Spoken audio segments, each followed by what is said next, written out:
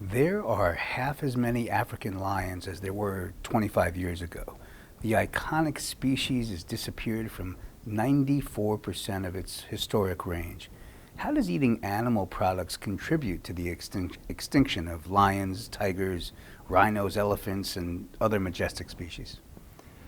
I just actually spent some time in Africa giving lectures promoting veganism, and it's very clear to see that animal agriculture is directly causing the extinction of many of the species of animals in Africa. Basically, now what we see happening in Africa is there's lots of Burger King, Kentucky Fried Chicken, McDonald's are moving into Africa, so people are eating more meat in Africa than they ever did.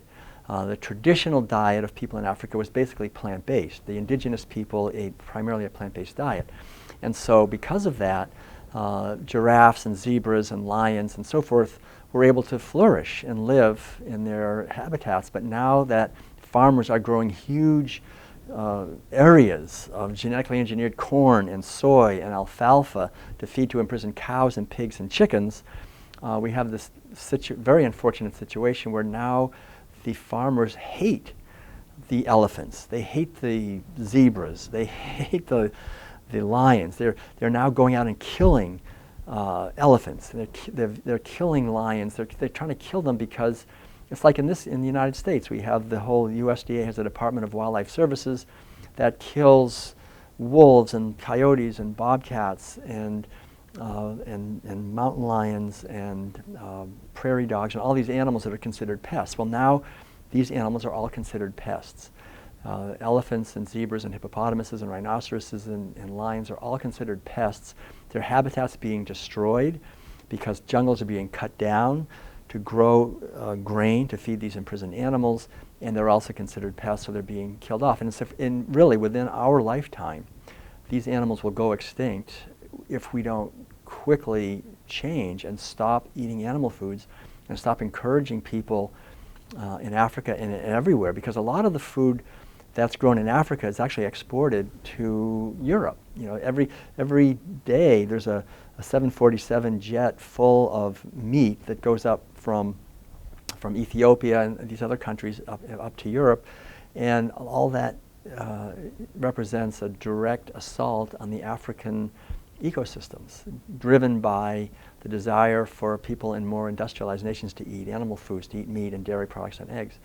So this is a direct result of animal agriculture, the extinction of these animals. According to data from more than 20,000 weather stations and Arctic research stations, 2019 was the second hottest year ever recorded, beaten only by 2016. How does eating animal products contribute to the planet warming?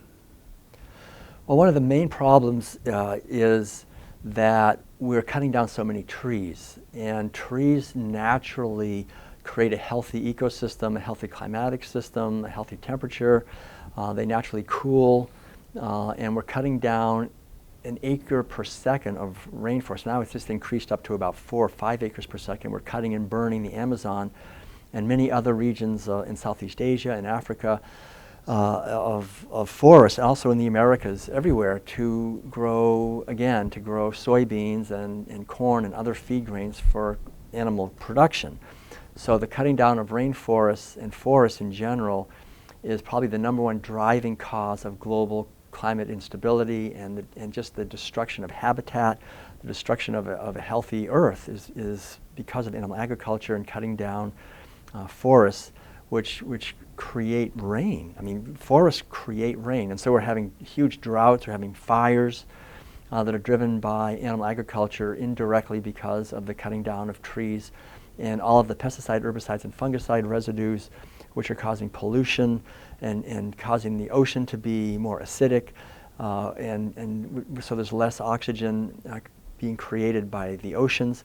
The rainforests are also the lungs of the earth, creating oxygen, and so it's really basically it's primarily animal agriculture that's pushing out huge amounts of methane, which is about 50 to 70 times more powerful of a greenhouse gas than carbon dioxide, as well as nitrous oxide, which is about 300 times more powerful.